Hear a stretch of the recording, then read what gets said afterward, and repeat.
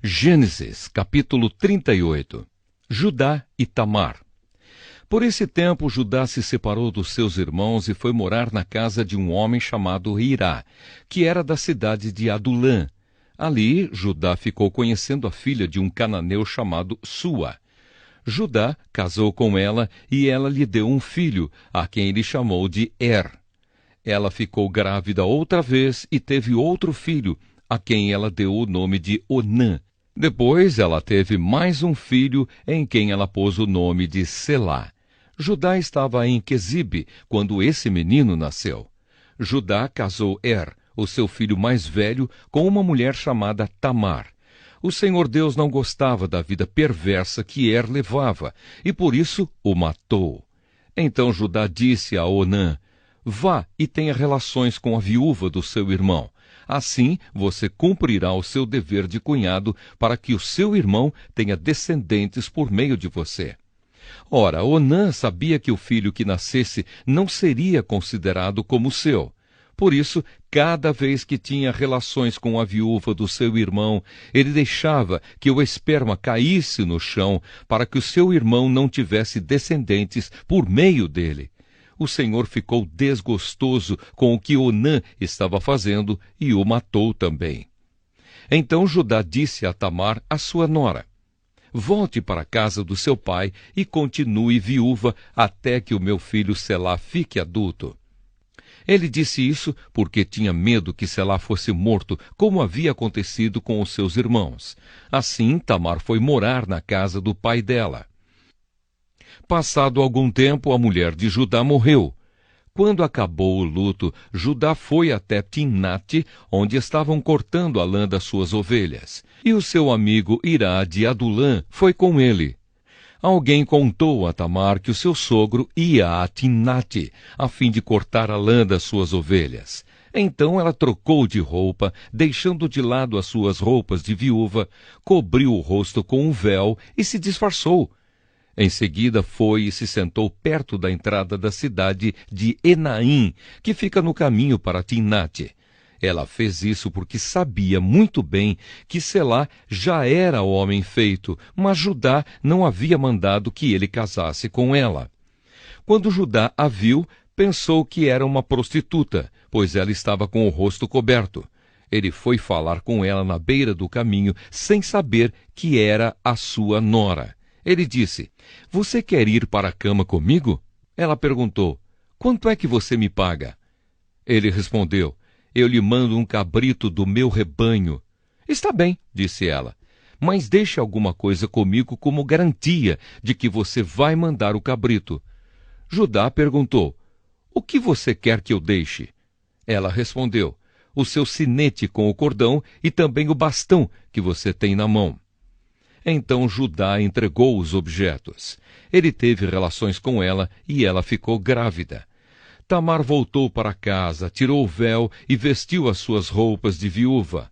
Mais tarde, Judá mandou o seu amigo Hirá levar o cabrito e trazer de volta os objetos que havia deixado com ela. Mas Hirá não a encontrou. Ele perguntou aos homens de Enaim se sabiam onde estava a prostituta que costumava ficar na beira da estrada. Aqui não esteve nenhuma prostituta, foi a resposta deles.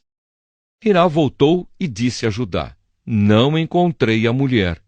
E os homens do lugar disseram que ali nunca havia estado nenhuma prostituta.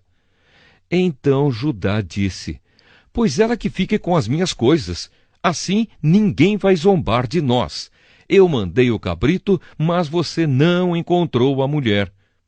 Passados uns 3 meses, foram dizer a Judá: a sua nora agiu como prostituta e agora está grávida. Aí Judá disse: tragam essa mulher para fora, a fim de ser queimada. Quando a estavam tirando da sua casa, ela mandou dizer ao seu sogro: quem me engravidou foi o dono destas coisas. Examine e veja de quem são o sinete com o cordão e o bastão. Judá reconheceu as coisas e disse: ela tem mais razão do que eu, pois prometi casá-la com o meu filho Selá, mas não cumpri a promessa. E nunca mais teve relações com ela. Na hora de Tamar dar à luz, descobriram que ia ter gêmeos. Quando ela estava no trabalho de parto, um dos gêmeos pôs uma das mãos para fora. A parteira pegou uma fita vermelha e amarrou na mão dele e disse: "Este saiu primeiro." Mas ele puxou a mão e o irmão gêmeo nasceu primeiro. Então a parteira disse: "Como você abriu caminho?" E puseram nele o nome de Pérez. Depois nasceu o outro, o que estava com a fita vermelha amarrada na mão, e ele recebeu o nome de Zera. Gênesis, capítulo 39. José na casa de Potifar. José foi levado para o Egito, onde os ismaelitas o venderam a um egípcio chamado Potifar, um oficial que era o capitão da guarda do palácio. O Senhor Deus estava com José. Ele morava na casa do seu dono e ia muito bem em tudo. O dono de José viu que o Senhor estava com ele e o abençoava em tudo o que fazia. Assim José ganhou a simpatia do seu dono, que o pôs como seu ajudante particular. Potifar deu a José a responsabilidade de cuidar da sua casa e tomar conta de tudo o que era seu. Dali em diante, por causa de José, o Senhor abençoou o lar do egípcio e também tudo o que ele tinha em casa e no campo. Potifar entregou nas mãos de José tudo o que tinha e não se preocupava com nada, a não ser com a comida que comia. José era um belo tipo de homem e simpático. Algum tempo depois, a mulher do seu dono começou a cobiçar José. Um dia ela disse: "Venha, vamos para a cama." Ele recusou, dizendo assim: "Escute, o meu dono não precisa se preocupar com nada nesta casa, pois eu estou aqui. Ele me pôs como responsável por tudo o que tem. Nesta casa eu mando tanto quanto ele. Aqui eu posso ter o que quiser, menos a senhora, pois é mulher dele. Sendo assim, como poderia eu fazer uma coisa tão imoral e pecar contra Deus?" Todos os dias ela insistia que ele fosse para a cama com ela, mas José não concordava e também evitava estar perto dela. Mas um dia, como de costume, ele entrou na casa para fazer o seu trabalho e nenhum empregado estava ali. Então ela o agarrou pela capa e disse: "Venha, vamos para a cama." Mas ele escapou e correu para fora, deixando a capa nas mãos dela. Quando notou que, ao fugir, ele havia deixado a capa nas suas mãos, a mulher chamou os empregados da casa e disse: "Vejam só, este hebreu que o meu marido trouxe para casa está nos insultando. Ele entrou no meu quarto e quis ter relações comigo, mas eu gritei o mais alto que pude. Logo que comecei a gritar bem alto, ele fugiu, deixando a sua capa no meu quarto." Ela guardou a capa até que o dono de José voltou. Aí contou a mesma história assim: "Esse escravo hebreu que você trouxe para casa entrou no meu quarto e quis abusar de mim. Mas eu gritei bem alto e ele correu para fora, deixando a sua capa no meu quarto. Veja só de que jeito o seu escravo me tratou."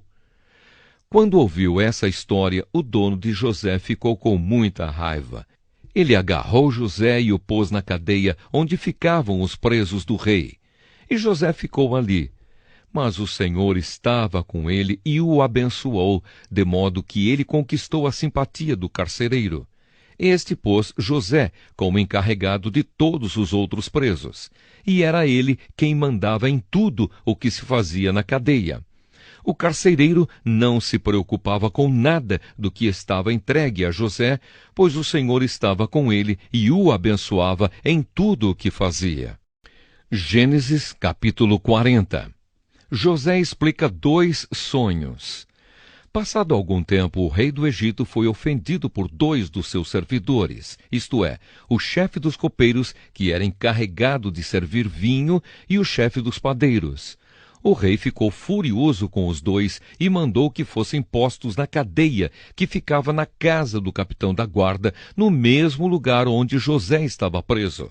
Eles ficaram muito tempo ali e o capitão deu a José a tarefa de cuidar deles.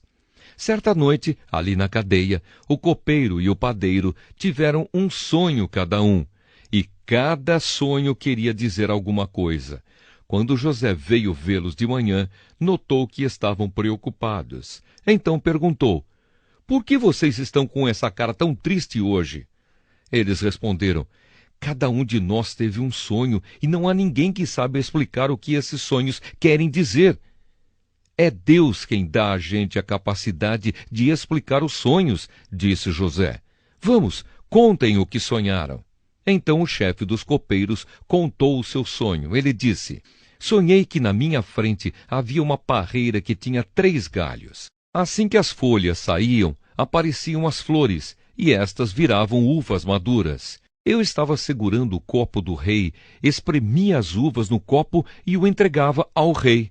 José disse: a explicação é a seguinte: os 3 galhos são 3 dias. Daqui a 3 dias o rei vai mandar soltá-lo.